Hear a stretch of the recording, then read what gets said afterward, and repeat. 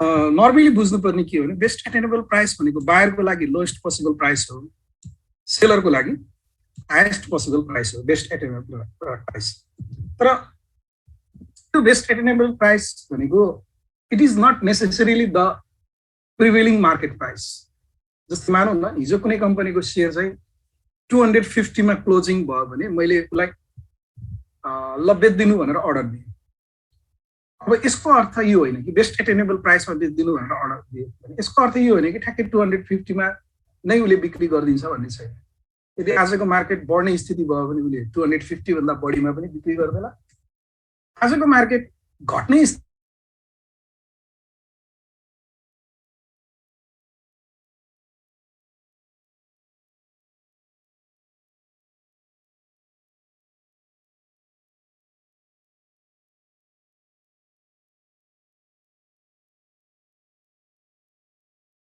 Placement गर्ने बित्तिकै त्यो प्राइसमा यदि प्राइस म्याच भयो भने तुरुन्तै अर्डर के हुन्छ त एक्जिक्युट हुन्छ। त्यस कारणले गर्दाखेरि यस्तो प्रकारको ट्रेडमा एउटा के हुन्छ भने execution of trade is guaranteed. ट्रेडको एक्जिक्युसन चाहिँ ग्यारेन्टी हुन्छ। हामीले मार्केट अर्डर प्लेस गरेपछि हाम्रो कारोबार हुन्छ हुन्छ, but it does not guarantee the price. तर कतिमा हुन्छ भन्ने ग्यारेन्टी हुँदैन, त्यो जतिमा पनि हुन सक्छ हैन। यस्तो अर्डरलाई हामीले मार्केट अर्डर भन्छ। Market buy order, market sell order दुईटै हुन्छ है, किन्ने र बेच्ने दुईटै अर्डर हुन्छ। अघि मैले भने कि last closing price is not necessary the price at which market order is executed. Market order चाहिँ लास्ट क्लोजिङ प्राइसमा नै एक्जिक्युट हुन्छ भन्ने ग्यारेन्टी हुँदैन। अब कहिलेकाहीँ उसले कस्टली बाई पनि गर्न सक्नुपर्ने हुन्छ, कहिलेकाहीँ अलिकति लस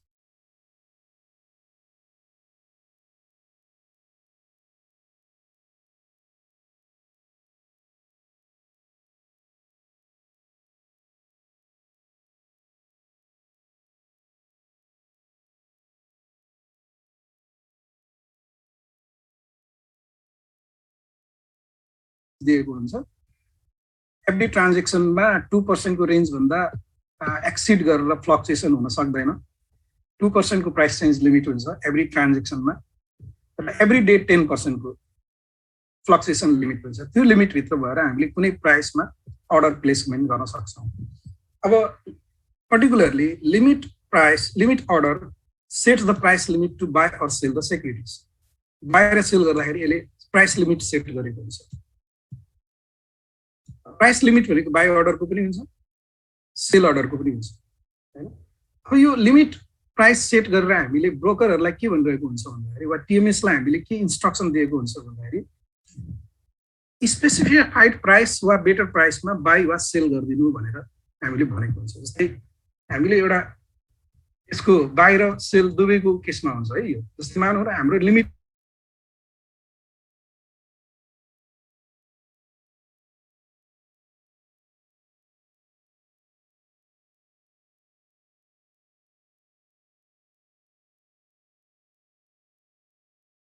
यो भनेको मिनिङ के हुन्छ त? यसको मिनिङ 200 रुपिससम्म किनिदिनु भनेको है। लिमिट बाई एट ₹200 भनेको अर्थ 200 वा त्योभन्दा कममा किनिदिनु भने, बढीमा किनिदिनु भने है। अनि अर्को अर्डर हुन्छ लिमिट सेल अर्डर। मानव लिमिट सेल अर्डर यदि हामीले राख्यौँ भने ₹200 नै राखौँ लिमिट सेल अर्डर। यो भनेको के हो त? कम्तीमा 200 सम्म बेच्दिनु भने, 200 वा त्योभन्दा बढीमा बेच्दिनु, 200 भन्दा कममा बिक्री नगर्दिनु भने हैन। बाईको केसमा बढीमा 200 सम्म किनिदिनु, सेलको केसमा कम्तीमा 200 सम्म बेच्दिनु। यस्तो प्रकारको अर्डर प्लेस गरेर हामीले प्राइस लिमिट चाहिँ सेट गरेको हुन्छ। त्यसकारणले यहाँनिर भन्छ लिमिट बाई अर्डरमा maximum limit of purchase price राखिएको हुन्छ। Maximum limit of purchase price, maximum कतिसम्म किन्ने। लिमिट सेल अर्डरमा मिनिमम लिमिट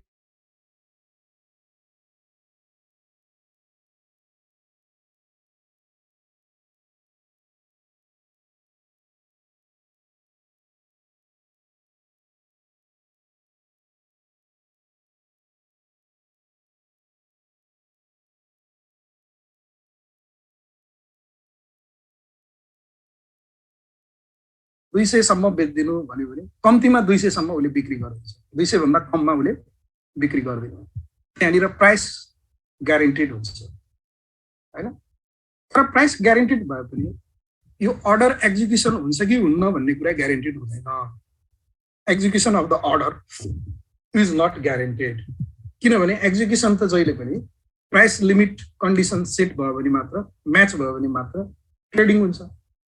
हामीले कम्तीमा बढीमा 200 सम्म बेच्दिनु भनेर किन्दिनु भनेर हामीले भन्यौँ बढीमा हैन।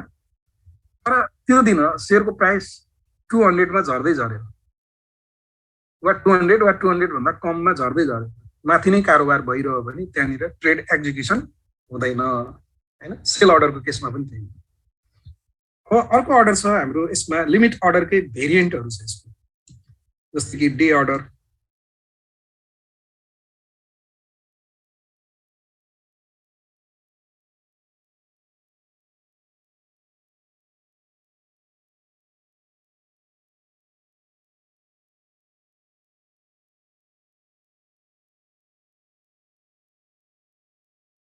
भएन भने त्यो अर्डर अटोमेटिकली के हुन्छ, क्यान्सल हुन्छ।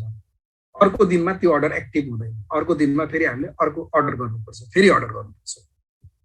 धेरै जस्तो मार्केट अर्डरहरू डे अर्डर हुन्छ अनि लिमिट अर्डर पनि डे अर्डर हुन्छ। त्यही भएर हामी कहाँ भएको चाहिँ लिमिट डे अर्डर हो।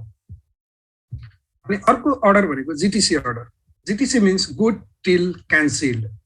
Good till cancelled, good till cancel means the order that remains in effect until the buyer or seller cancel it. Buyer or seller ले cancel नगरेसम्म इफेक्टिभ हुने अर्डरलाई हामीले जिटिसी अर्डर भन्छौँ। जिटिसी अर्डर भनेको आज प्लेसमेन्ट, जिटिसी अर्डर प्लेसमेन्ट गरियो भने हामीले ब्रोकरसित त्यो अर्डर क्यान्सल नगर्दासम्म त्यो इफेक्टमा आउँछ। आज कारोबार हुन सकेन भने भोलि अटोमेटिकली त्यो इफेक्टमा आउँछ। भोलि पनि कारोबार हुन सकेन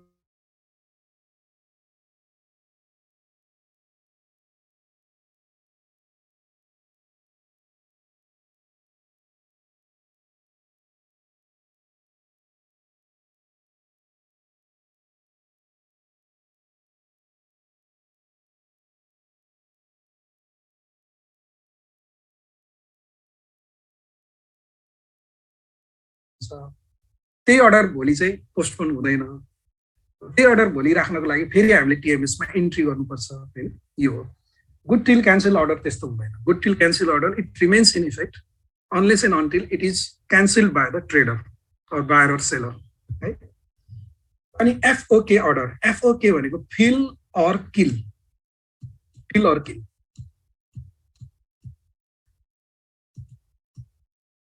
यो अर्डर चाहिँ नेपालमा थियो है, थियो यही समय अगाडि महिना डेढ महिना जति भयो यो अर्डर चाहिँ हट्यो नेपालबाट। यसलाई के भनिन्थ्यो भन्दाखेरि एओएन अर्डर भनिन्थ्यो। AON fill or kill FOK भन्नु र एओएन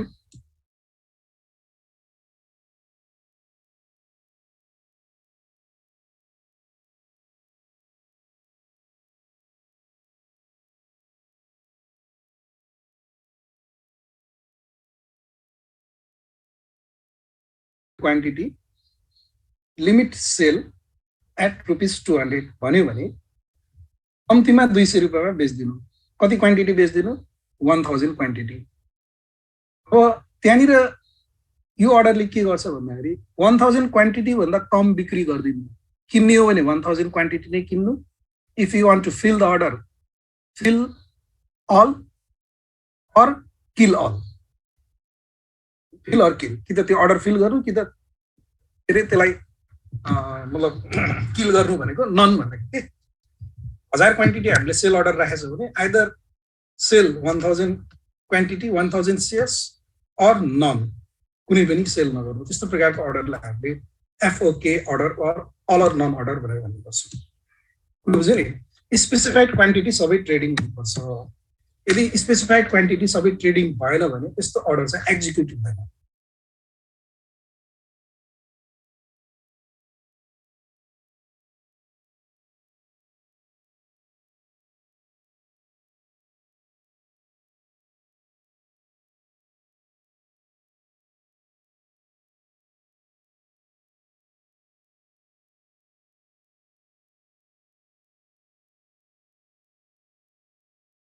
स्टप अर्डर, स्टप अर्डरलाई हामीले अर्को शब्द स्टप लस अर्डर पनि भन्छौँ।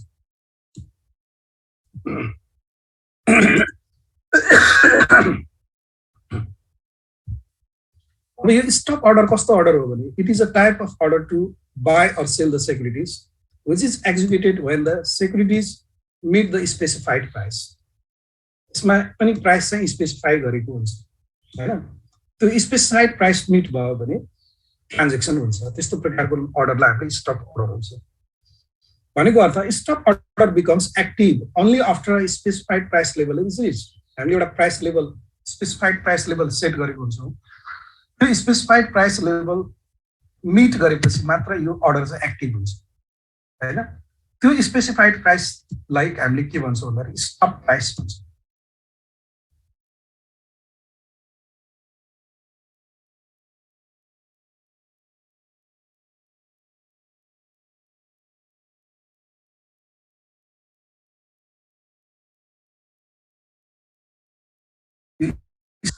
अब हामीले यहाँ बुझ्नु पर्यो भन्दाखेरि जस्तै यसमा पनि प्राइस स्पेसिफाई हुन्छ, लिमिट अर्डरमा पनि प्राइस स्पेसिफाई हुन्छ। तर लिमिट अर्डर र यसमा फरक हुन्छ है, यसको डाइरेक्सन चाहिँ अपोजिट डाइरेक्सन हुन्छ। लिमिट अर्डरको भन्दा यसको प्राइसको डाइरेक्सन अपोजिट डाइरेक्सन हुन्छ। जस्तै कि a stop order to buy securities is placed above the prevailing market price. Prevailing market price भन्दा बढीमा हामीले सेट गर्छौँ हैन। हामीले किन्नु पर्यो भने जस्तै मानौ न स्टप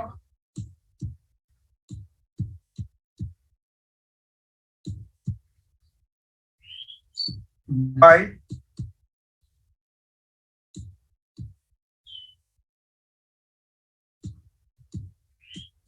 रुपीज 250 भन्यो।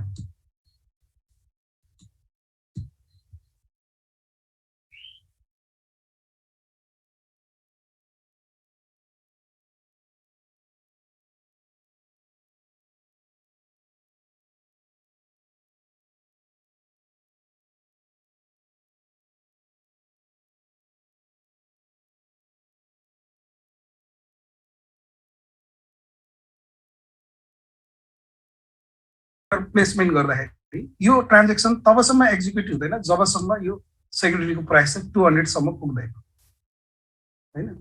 यदि सेक्युरिटीको प्राइस बढ्न लाएर 250 टच भयो भने तुरुन्तै किनिदिइहाल्नु, अब त्योभन्दा बढी वेट नगर्ने भन्ने खालको हुन्छ कि। फेरि स्टक कन्डिसन ठ्याक्कै मिट हुन्छ भन्ने छैन। 250 मा किनिदिनु भनेको मानौ 250 सम्म किनिदिनु भनेको मानौ कुनै बेलामा यो चाहिँ के हुन्छ भने मार्केटको मोमेन्टम लाई हेरेर ट्रेडरहरूले यस्तो प्रकारको अर्डर प्लेस गर्छ कि। यो किनभने कन्फर्मेसन पाउनको लागि यस्तो अर्डर प्लेस गरेको हुन्छ। कुनै सेक्युरिटीको प्राइस अहिले 200 रुपियाँमा ट्रान्जेक्सन भइरहेछ, हामीले 250 स्टक अर्डर किन राख्ने भन्ने कुरा होला हैन। तर 200 मा पाउँदैछ भन्दैमा त्यो यदि त्यो सेक्युरिटीको प्राइस भविष्यमा बढ्छ भन्ने कन्फर्म नभइकन मार्केटले के अरे ट्रेडरहरूले किन्दैन। हामीले एउटा टेक्निकल एनालिसिसको पोइन्ट अफ भ्यूबाट हेर्दाखेरि के हुन्छ भने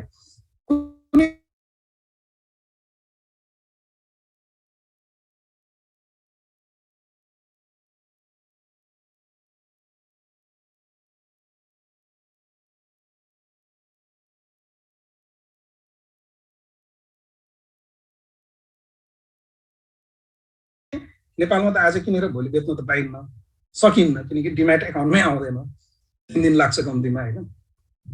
आज किन्ने 5 दिनमा बेच्ने भन्यो भने अब यो साइडवेज मार्केटमा के हुन्छ भने यदि हामीले यहाँनिर किन्यौँ भने यो मार्केटमा मोमेन्टम आउन धेरै समय लाग्यो भने हाम्रो होल्डिङ पिरियड बढ्छ कि।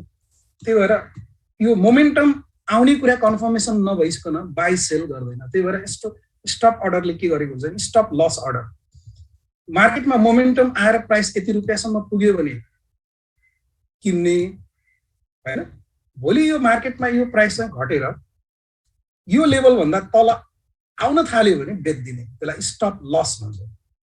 यस्तो प्रकारको अर्डरहरू हामीले पाउँछौँ। अब यो स्टप र लिमिटको तिम्रो फ्युजन पनि छ, स्टप लिमिट अर्डर भन्छौँ। यो स्टप लिमिट अर्डरमा तिम्रो दुईटै कन्डिसन यसमा राखेको हुन्छ। स्टप अर्डरको कन्डिसन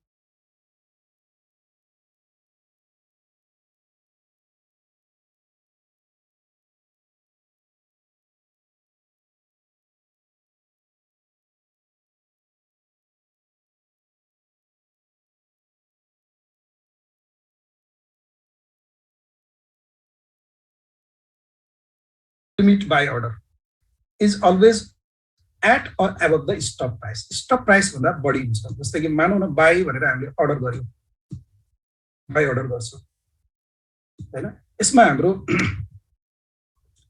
बाई स्टप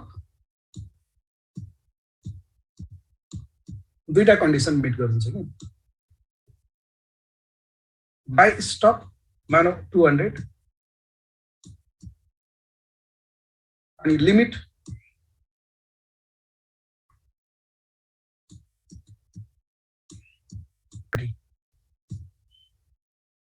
यस्तो हामीले सेट गर्यौं। यस्तो केसमा के हुन्छ भन्दाखेरि हामीले बाई स्टप 200 लिमिट 220 भन्यो भने दुईटा प्राइस कन्डिसन मिट भयो। पहिला यो स्टप कन्डिसन एक्जिक्युट हुने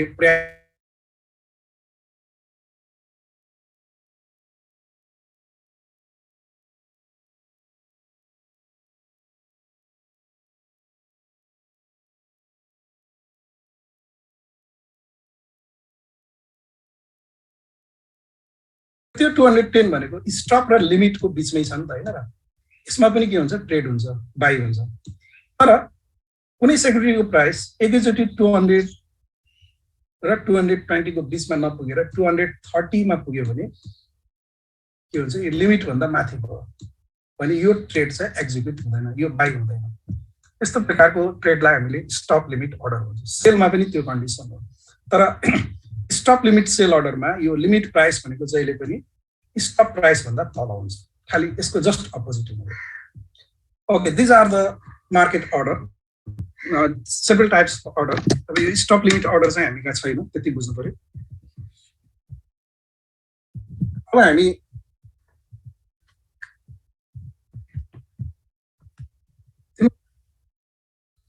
तिम्रो अनलाइन छौ नि हैन? भन त कोले के भने है?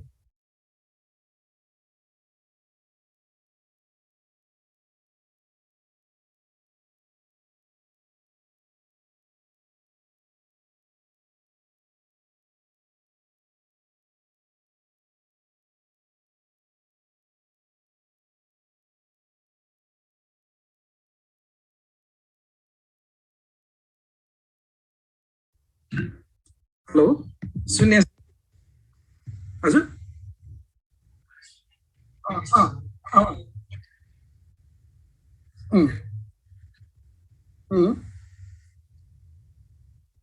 लिमिट अर्डर हो, मार्केट अर्डर हो, लिमिट अर्डर हो र डे अर्डर हो। तीनटा कुराको फ्युजन छ त्यसमा है। Market order, limit order, day order. Market order भनेको आजै एक्जिक्युट गर्ने हो भन्ने हो हैन। तर प्योरली मार्केट अर्डर पनि हो। कतिपय मान्छेले आज आफ्नो प्राइस कन्डिसन मिट भएन भने एक्जिक्युट गर्दैन कतिपय मान्छेले। र त्यो अर्डर भनेको आज प्लेस गरेको अर्डर आज मात्रै एक्टिभ हुन्छ, भोलि एक्टिभ हुँदैन, आज मात्र एक्टिभ हुन्छ। त्यही भएर यो तीनटा कुराको फ्युजन छ है। ल, अब हामी यो च्याप्टर पोसिबली आज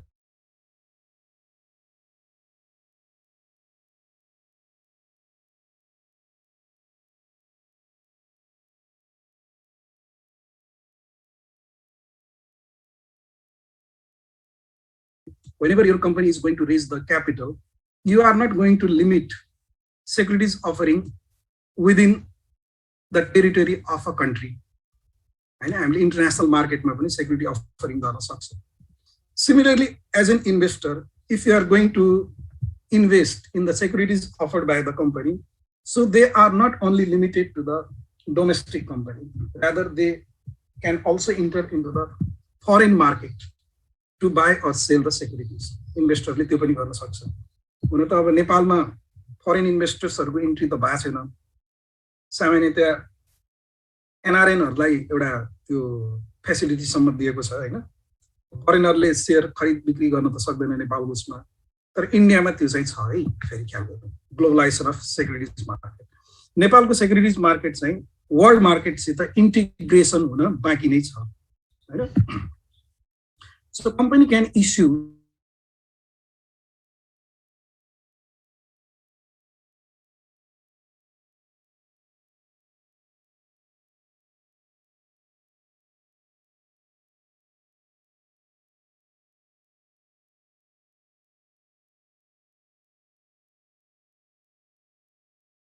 र यो इन्टरनेसनल सेक्युरिटिज मार्केट चाहिँ एकदम ग्रोइङ भइरहेको छ, हाइली लिक्विड भइरहेको छ, किनभने यसमा विभिन्न प्रकारको बेनिफिटहरू पाउँछ। सबै कन्ट्रीको ट्याक्स ल एउटै हुँदैन, सबै कन्ट्रीको रुल्स एन्ड रेगुलेसन एउटै हुँदैन, फरक फरक हुन्छ। त्यही भएर यस्तो globalisation of securities market, international securities मार्केटले इन्भेस्टर र इस्युअरलाई दुवैलाई एउटा कस्ट एडभान्टेज र लिक्विडिटीको एडभान्टेज प्रोभाइड गर्छ। अब किन ग्लोबलाइजेसन अफ सेक्युरिटिज मार्केट किन पोसिबल भयो भन्दाखेरि यहाँ हामीले खास गरी तीनटा कुरालाई हेर्छौँ। एउटा लिबरलाइजेसन, अर्को टेक्नोलोजिकल एडभान्सेस र इन्स्टिट्युसनल इन्भेस्टरहरूको पार्टिसिपेसन। अब अहिलेको वर्ल्ड हेर्ने हो भने दुई तीनवटा इकोनोमीलाई छोडेर लगभग धेरै जसो इकोनोमीहरू के छ, लिबरलाइज छ हैन। विभिन्न सेक्टरहरूले त्यहाँनिर इकोनोमिक एक्टिभिटीहरू कन्डक्ट गर्न पाउँछ। र एउटै देशमा पनि जस्तै अब विनोद चौधरीले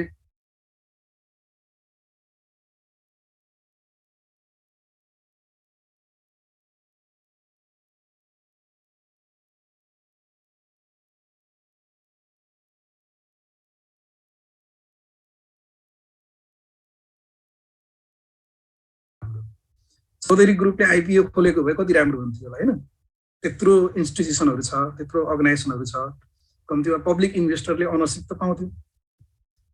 मैले विनोद चौधरीलाई गाली गरेको होइन। फेरि धीरुभाइ अम्बानी भन्ने नाम सुनेको छ? मुकेश अम्बानीको बाउ। धीरुभाइ अम्बानीको कुनै पनि कम्पनी प्राइभेटली हेल्ड कम्पनी छैन, सबै पब्लिकली ट्रेडेड कम्पनी छ। अहिलेको रिलायन्स ग्रुपहरू जति पनि छ नि, जियो, रिलायन्स, जति टेक्नोलोजिकल सेक्टरमा, अरू सेक्टरहरूमा हैन, इभेन तिम्रो त्यो रिलायन्सको के अरे रिटेल मार्ट पनि छ, तिनीहरूमा जम्मै त्यो पब्लिक कम्पनी, सबै पब्लिकलाई सेयर दिएको छ, पब्लिकलाई करोडौँपति बनाइसक्यो है। अब यो लिबरलाइजेसनले के हुन्छ भन्दाखेरि एक प्रकारको कम्पनीहरूलाई क्यापिटल रेज गर्नको लागि खालि एउटा कन्ट्रीमा मात्रै लिमिट हुने एउटा अपर्च्युनिटी रहँदैन, उनीहरू ग्लोबल मार्केटमा जान सक्छ।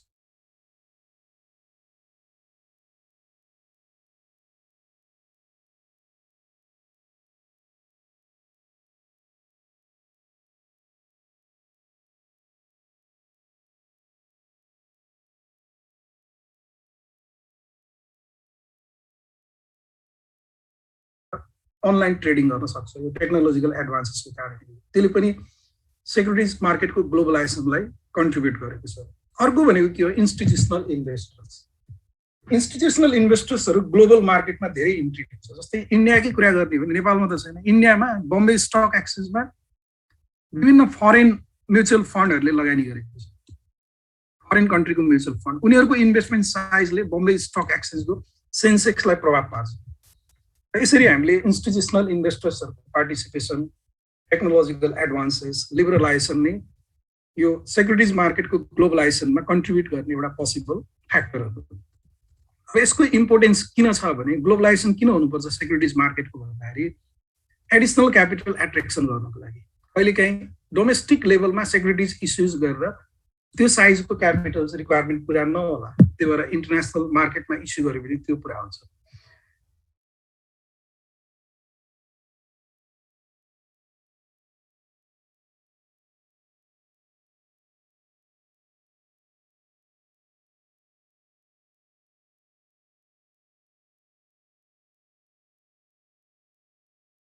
रिक्स पनि फरक फरक हुन्छ। नेपालको रिक्स, इन्डियाको रिक्स, युकेको रिक्स, युएसएको रिक्स, श्रीलङ्काको रिक्स हैन, अफगानिस्तानको रिक्स फरक फरक हुन्छ। त्यही भएर हामीले यदि ग्लोबल सेक्युरिटी मार्केटमा लगानी गर्यो भने त्यो हामीले ग्लोबल डाइभर्सिफिकेसनको एउटा एडभान्टेज पाउँछौँ।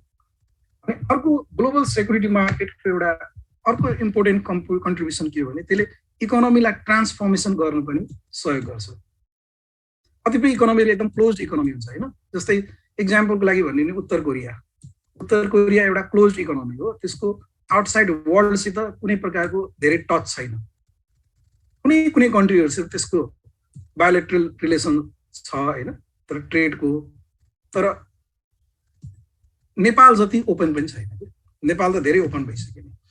कुनै एउटा क्लोज इकोनोमीलाई ट्रान्सफर्म गर्नु पर्यो इन्टरनेसनल उसमा भने, मतलब इन्टरनेसनल मार्केटमा भने, त्यस्तो बेलामा सेक्युरिटिज मार्केटको ग्लोबल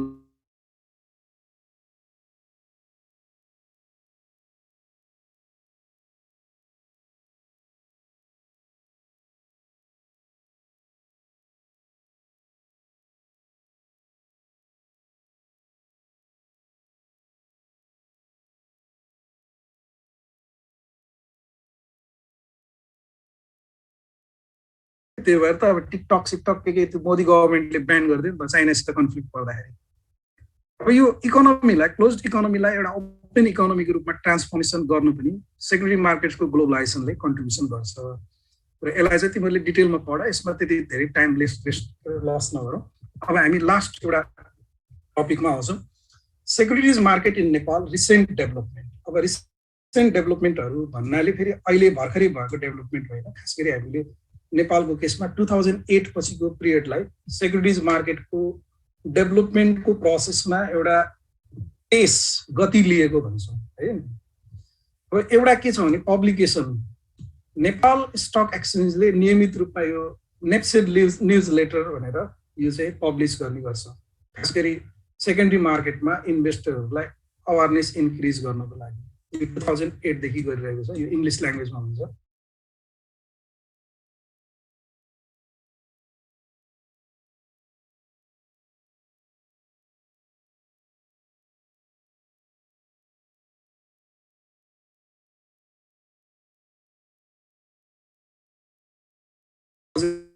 देखि यसको प्रोसेस सुरु गर्यो, मन्थली बुलेटिनको रूपमा पब्लिस हुन्छ। यो सबै पब्लिकेसनको काम के हो भने क्यापिटल मार्केटको रिलेभेन्ट इन्फर्मेसनहरू पब्लिकलाई दिनको निमित्त, उनीहरूको अवेरनेस बढाउनको निमित्त यस्तो पब्लिकेसनहरू गर्ने काम भइरहेको छ। यो एउटा राम्रो पक्ष हो।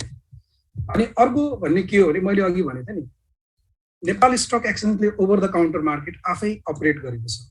यो ओटिसी बायोलज 2065 मा विनियम बन्यो 2065 ओटिसी बायोलज भनेर।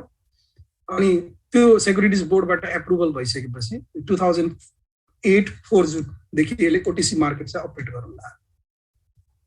यो ओटिसी मार्केट के हुन्छ, मैले अघि भनेको थिएँ, इन्भेस्टरहरूले सेक्युरिटिजहरूको बाई सेल गर्न सक्छ। कस्तो कम्पनीको जुन चाहिँ डिलिस्टेड भएको छ होइन, सूचीकरण खारेज भएको छ, र जुन कम्पनी अझै लिस्टिङ हुन बाँकी छ त्यस्तो कम्पनीहरूको के अरे सेक्युरिटिजहरूको ट्रेडिङ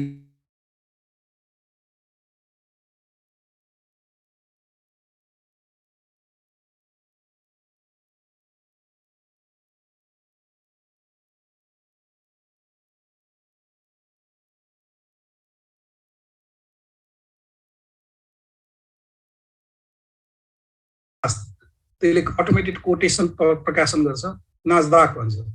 त्यो चाहिँ ओटिसी मार्केटको फोरम हो।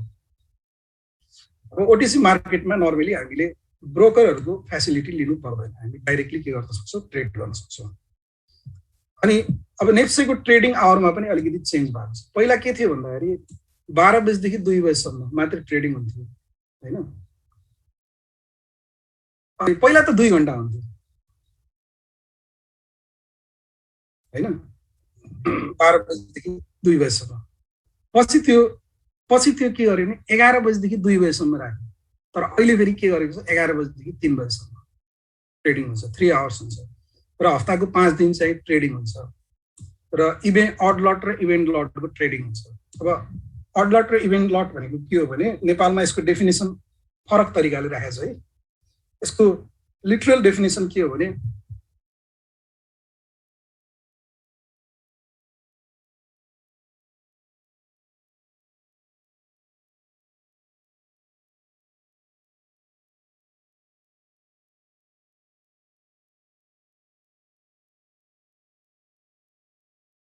अड लट ट्रान्जेक्सनमा जान्छ, अड लट ट्रेडिङमा 10 वा त्योभन्दा बढी 10, 11, 12, 15, 16, 17 भयो भने त्यो इभेन्ट लट ट्रान्जेक्सनमा जान्छ। अनि नेपालको ट्रेडिङ आवरमा 11 to 3 हो। तर 11 to 3 भन्दा पनि अगाडि प्रत्येक दिन बिहान 10:30 देखि 10:45 सम्म 15 मिनटको लागि प्री ओपनिङ सेसन हुन्छ है।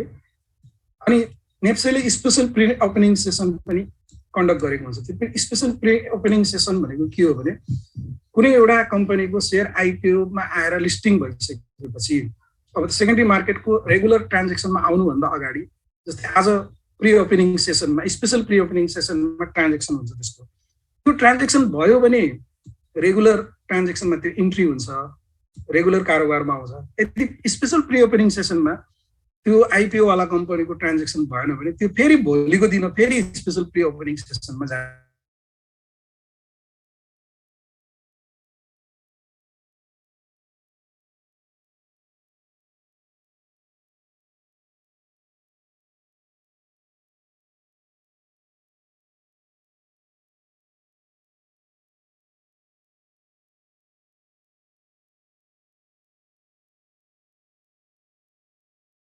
स्टक एक्सचेन्ज बन्द गर्ने एउटा सूचना चाहिँ गर्न सक्छ र कहिलेकाहीँ ट्रेडिङ आवर चाहिँ यसले एक्सटेन्सन पनि गर्छ जस्तै कहिलेकाहीँ अनलाइनमा 1 घन्टा बिचमा चाहिँ 11 बजे कारोबार सुरु भएपछि 12 देखि 1 बजेसम्म 1 घन्टा ट्रेडिङ आवर चाहिँ डिस्टर्ब भयो टिएमएसमा प्रब्लम आएको कारणले इन्टरनेटमा आइटी प्रब्लम भएको कारणले टेक्नोलोजिकल प्रब्लम भएको कारणले 1 घन्टा डिस्टर्ब भयो भने त्यो 1 घन्टा पछाडि एक्सटेन्सन गरिदिन्छ यो कुरामा नेप्सेको एउटा के अरे रुल चल्छ है अनि अटोमेटेड ट्रेडिङ सिस्टम भन्छ नेपालको ट्रेडिङ सिस्टम चाहिँ अटोमेटेड भएको खास गरी अगस्त 24, 2007 मा फुल्ली अटोमेटेड हैन सेमी अटोमेटेड भएको हैन नेप्सेले यो अमब्याक लिमिटेड भन्ने एउटा ब्रिटिस कम्पनीसित नोभेम्बर 2006 मा चाहिँ एउटा एग्रिमेन्ट साइन गरेको थियो हैन त्यो साइनलाई चाहिँ खास गरी corporate and financial government project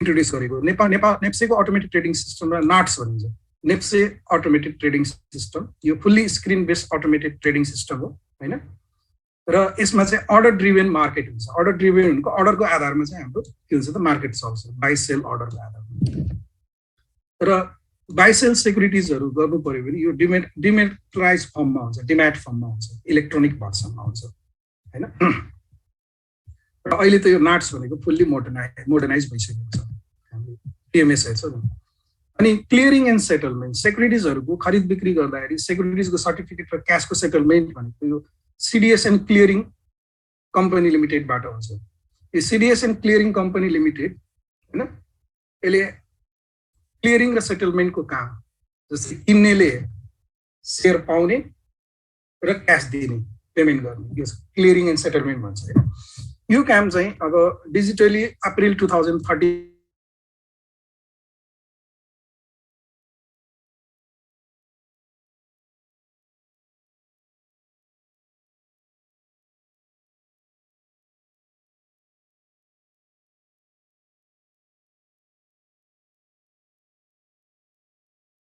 share transfer हुन चाहिँ हप्तौ दिन लाग्ने कि मैले सेयर किने बेच्ने मान्छेले पनि पैसा पाउन हप्तौ दिन लाग्ने अनि किन्ने मान्छे पनि सर्टिफिकेट पाउन चाहिँ हप्तौ दिन लाग्ने आजभोलि T+2 सिस्टम एडप्ट भएको छ ट्रान्जेक्सन डे प्लस 2 डेज सिस्टममा सेटलमेन्ट हुन्छ आज हामीले सेयर किन्यो भने भोलि पर्सि निको पर्सि हाम्रो खातामा आइहाल्छ हैन अब यसको लागि यो सिडिएसले चाहिँ सेन्ट्रल डिपोजिटरीको काम गर्छ हामीले जति पनि डिम्याट एकाउन्टहरू खोलेका छौँ नि डिम्याट एकाउन्ट खोल्ने भनेको हामीले डिपोजिटरी पार्टिसिपेन्ट्सहरुसित खोल्ने हो त्यो डिपोजिटरी पार्टिसिपेन्ट्स भनेको सिडिएस एन्ड क्लियरिङ कम्पनीको एजेन्ट हो जस्तै मेरो डिम्याट चाहिँ ग्लोबल आइबी क्यापिटलमा छ भने त्यो ग्लोबल आइबी क्यापिटल भनेको एउटा डिपोजिटरी पार्टिसिपेन्ट हो र त्यो सिडिएसको एजेन्ट हो र हामीले खोलेको डिम्याट एकाउन्टको सम्पूर्ण सेन्ट्रलाइज एकाउन्ट कहाँ हुन्छ सिडिएसमा हुन्छ सिडिएस एन्ड क्लियरिङ कम्पनी लिमिटेडमा हुन्छ त्यो भनेको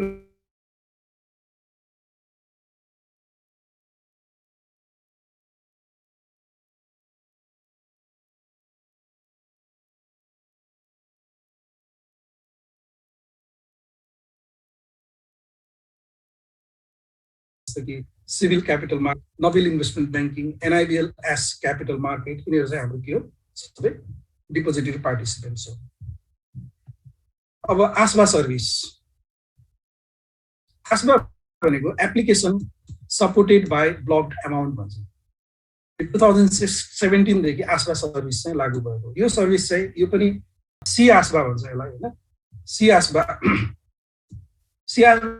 सर्भिस चाहिँ यो सिडिएससीले इम्प्लिमेन्ट गरेको यो म्यान्डेटरी छ हामीले आस्बा गर्नको लागि मेरो सेयर सर्भिस लिनुपर्छ नेपालमा हैन थाहा छ नि सबैलाई मेरो सेयर सर्भिसमा त्यहाँनिर सीआरएन नम्बर लिएर हामीले अनि कुनै पनि ब्याङ्कहरू वाणिज्य ब्याङ्कहरू सबैमा सी आस्बा सर्भिस हामीले पाउँछौँ र त्यो सर्भिस अनुसार हामीले कुनै पनि आइपिओ एप्लाई गर्दाखेरि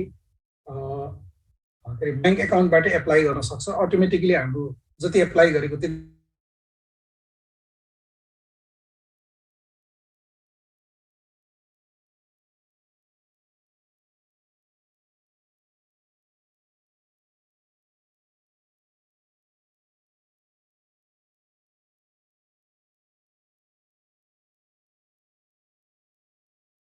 त्यसको पैसा कट्छ, नभए हाम्रो एमाउन्ट चाहिँ रिलिज हुन्छ है।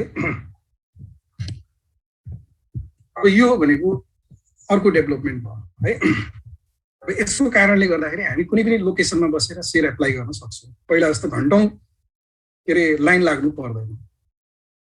अनि अनलाइन ट्रेडिङ, यो अनलाइन ट्रेडिङको स्थापना खास गरी नेपालको NEPSE online trading system nuts चाहिँ 2018 नोभेम्बर 6 बाट भएको हैन।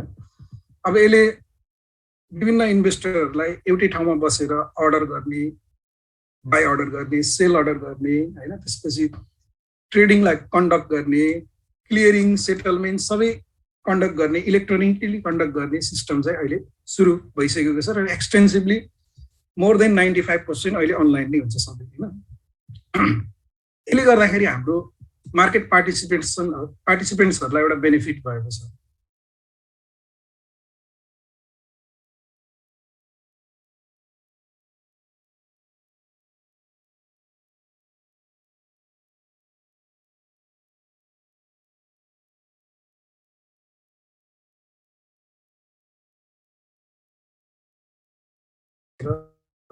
कतिमा किन्ने, कतिमा बेच्ने एउटा प्राइस हाल्यो, अनि त्यो प्राइस भन्दा पनि अझ बढ्ने सम्भावना हो भने फेरि त्यो प्राइसलाई मोडिफाई गरेर अझ चेन्ज गर्ने, यस्तो सबै सिस्टम हुन्छ। यसले गर्दाखेरि नेपालको स्टक मार्केटमा एक प्रकारको गतिशीलता आएको छ, डाइनामिजम हैन। तर अनलाइन ट्रेडिङलाई इस्टाब्लिस गर्दाखेरि र इन्ट्रोडक्सन गर्दाखेरि हामीका धेरै ल्याकिङहरू छ, किन यो डेन्जर पनि हुन्छ क्या। यदि रेगुलेसन राम्रो भएन भने त्यहाँनिर अनलाइन ट्रेडिङमा चाहिँ मान्छेले आफ्नो मनी लुज पनि गर्छ धेरै कुराहरू। त्यही भएर अझै कतिपय कुराहरू चाहिँ इन्टरनेसनल बेस्ट प्र्याक्टिसेसहरूलाई एडप्ट गर्न बाँकी छ है। जस्तै कि इक्जाम्पलको लागि भनौँ, इन्ट्राडे ट्रेडिङको आउन बाँकी छ, अरू प्रकारको इन्स्ट्रुमेन्टहरू आउन बाँकी छ, option trading, derivative trading, future market हैन, यो आउन बाँकी छ। यस्तो डेभलपमेन्टहरू अझै पनि क्यापिटल मार्केटमा चाहिएको छ। अब अन्तिम के हो भन्दाखेरि अहिले हाम्रो डेभलपमेन्ट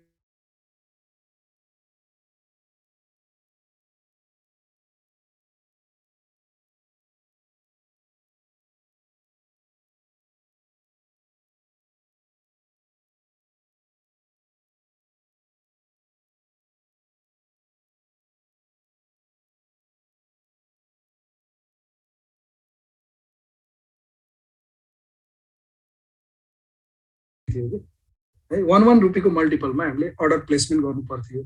तर रिसेन्टली एक महिना पनि लगभग एक महिना त भयो, र नेपाल स्टक एक्सचेन्जले के गर्यो भन्दा त्यो टिक साइजलाई घटाएर 10 पैसामा ल्यायो।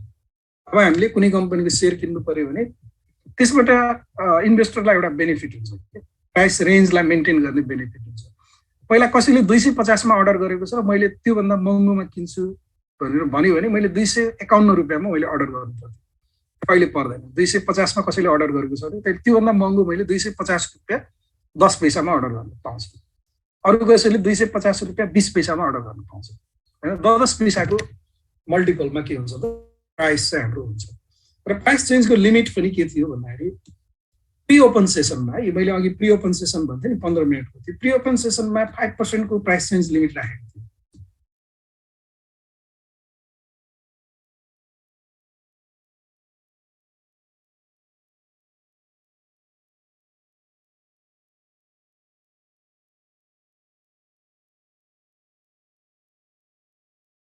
वात्तै गर्छ प्राइस। के हुन्छ भने प्री ओपन सेसनमा सबै इन्भेस्टरको एक्सेस हुँदैन। अब यो ट्रान्जेक्सन पनि हामीले अनसिन हुन्छ, त्यहाँ डिस्प्ले हुँदैन, डिमान्ड कति छ, सप्लाई कति छ भनेर डिस्प्ले हुँदैन हैन। ब्लाइन्ड ट्रेडिङ हो कि यो, अन्धो रूपमा गर्ने ट्रेडिङ हो। यो प्री ओपन सेसनमा 5% को लिमिटमा चाहिँ प्राइस चेन्ज हुन्थ्यो। 5% को लिमिटमा यसलाई घटाएर यसमा प्राइस धेरै भोलाटाइल भयो भनेर नेप्सीले अहिले के गरेको छ भन्दाखेरि यो 5% लाई घटाएर यसलाई पनि 2% नै राखेको छ। रेगुलर सेसनमा पनि एभ्री ट्रान्जेक्सन पछि 2% को चेन्ज हुन्छ, प्री ओपन सेसनमा पनि म्याक्सिमम प्राइस चेन्ज लिमिट 2% हो। तर डेको लागि प्राइस चेन्ज लिमिट भनेको म्याक्सिमम 10%। 10% पुग्यो भने सर्किट हान्छ भन्छ नि, सर्किट लेभलमा कारोबार भयो भन्छ भने ठ्याक्कै 10% भयो भने त कारोबारै सर्किट भयो। त्योभन्दा बढीमा अब ट्रान्जेक्सनै भएन त्यो डेमा, वा 10% घट्यो भने त्योभन्दा कममा ट्रान्जेक्सन हुँदैन। यो म्याक्सिमम प्राइस चेन्ज लिमिट र टिक साइजको चेन्जेसहरू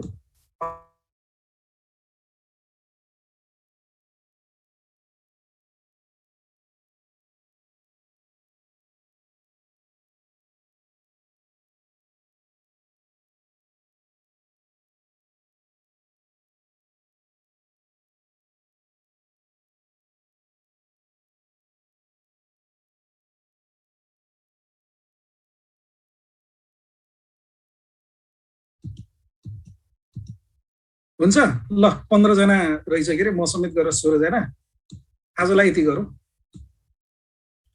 will meet in the next class with chapter 3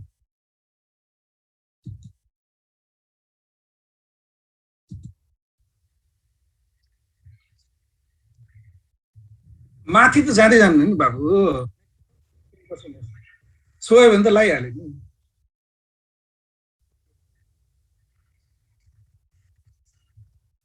transaction रोकिन्छ अब यस्तो छ नेप्सेमै 10% लाग्यो भने त हल्टेज हुन्छ ट्रान्जेक्सन त्यसको एउटा रुल छ तिम्रो 1 घन्टाको लागि आधा घन्टाको लागि 15 मिनटको लागि भनेर त्यो हल्टेज हुन्छ कि ट्रान्जेक्सन